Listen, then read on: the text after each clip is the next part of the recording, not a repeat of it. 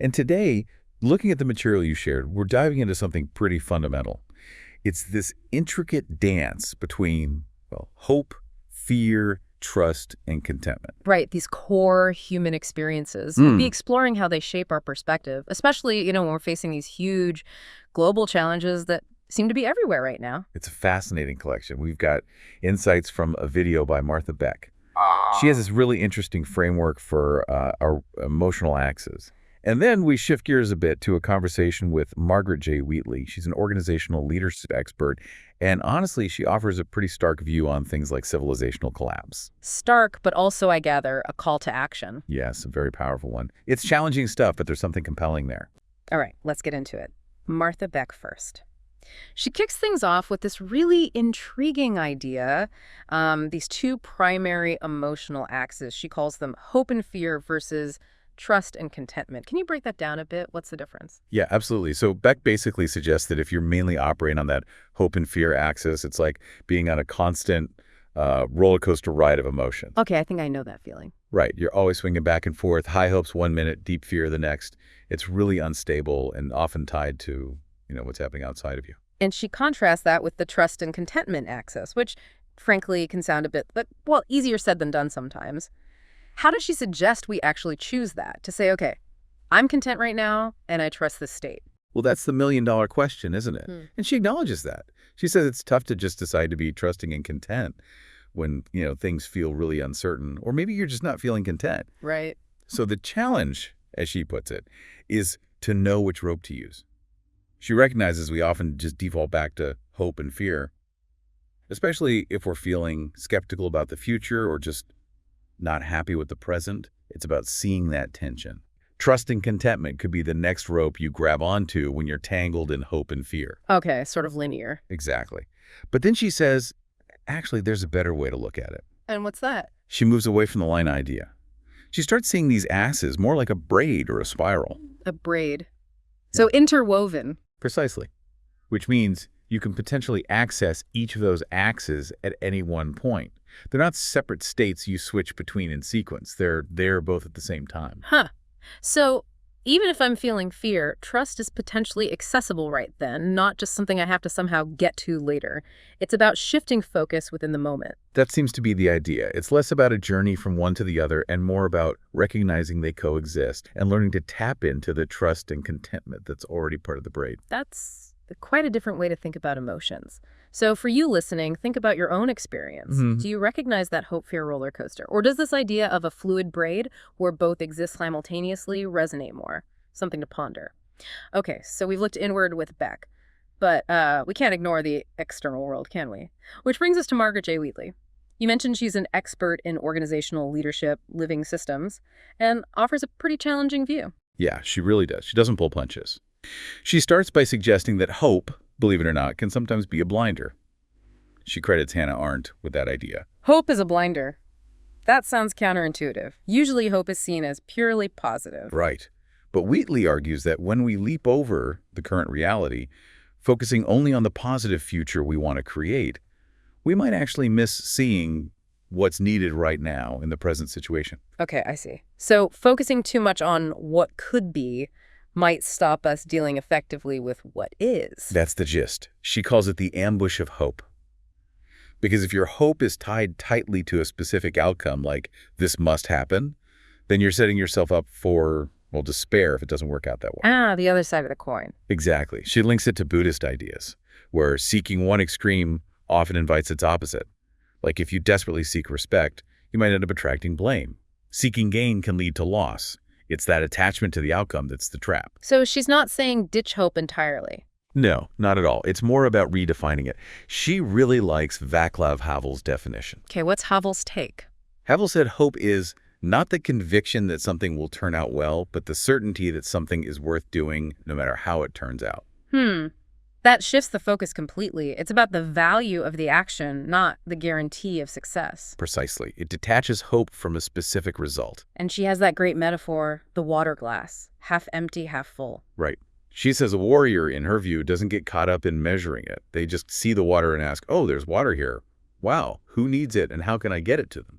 So it's about immediate practical contribution, not analysis paralysis or optimism, pessimism debates. Exactly. It's about action based on present reality. And this perspective, this way of seeing clearly without the filters of hope and fear, is what she calls clarity.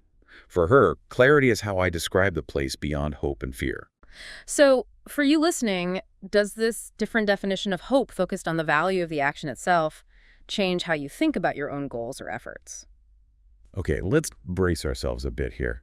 Wheatley makes a really strong claim. She says we're not just heading towards civilizational collapse, but we've actually entered into it. That's a lot. How does she define collapse? Yeah, it's definitely a sobering perspective. Her definition is quite practical, though. It's when the very systems we built to support life education, healthcare, banking, government, you name it, start to implode under their own weight.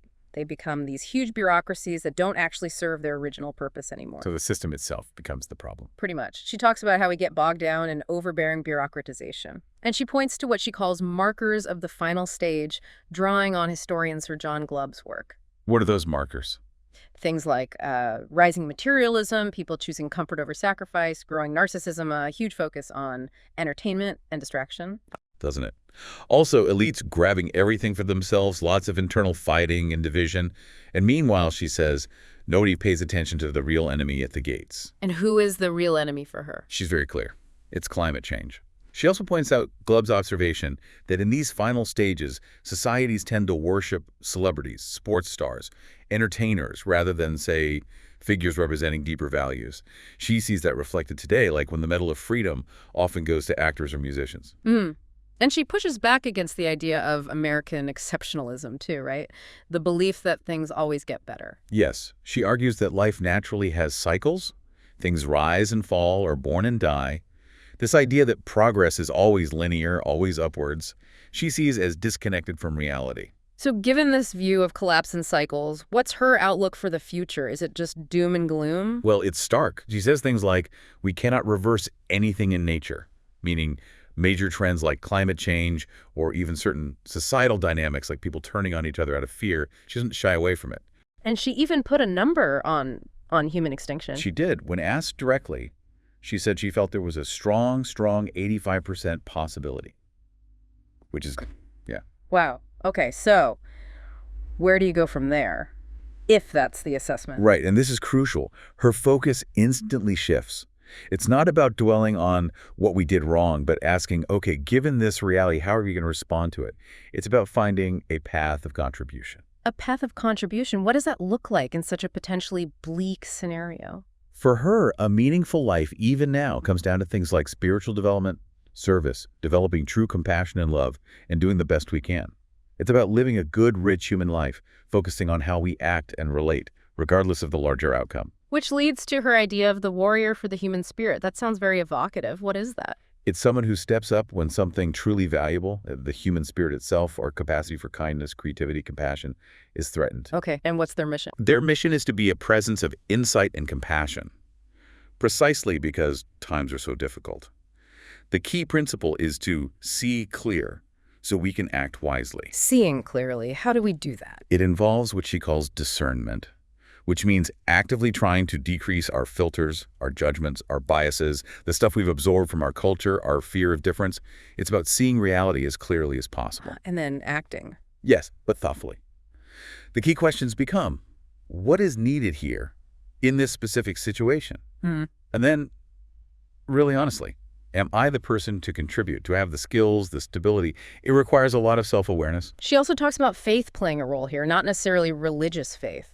Right. She shares a story about talking to some Catholic nuns who were under attack from the Vatican. Their response was, we are faithful, therefore we are not afraid.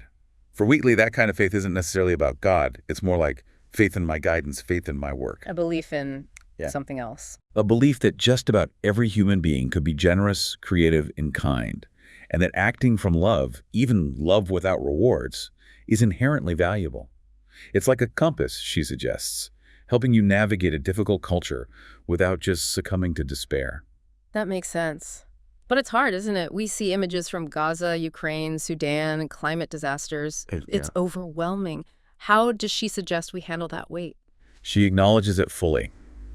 She says, let yourself feel the despair, the rage even, But don't get stuck there. Don't let it become your permanent state. To feel it, but move through it. How? Her big emphasis is finding good local work. Local work. Yeah, it could be anything. Enjoying a baby, really listening to someone who needs an ear, organizing practical things in your community, food, water, clean air initiatives, whatever's needed right where you are. Why the focus on local? Because, she argues pretty bluntly, the big global and national efforts simply has not worked. The systems are failing.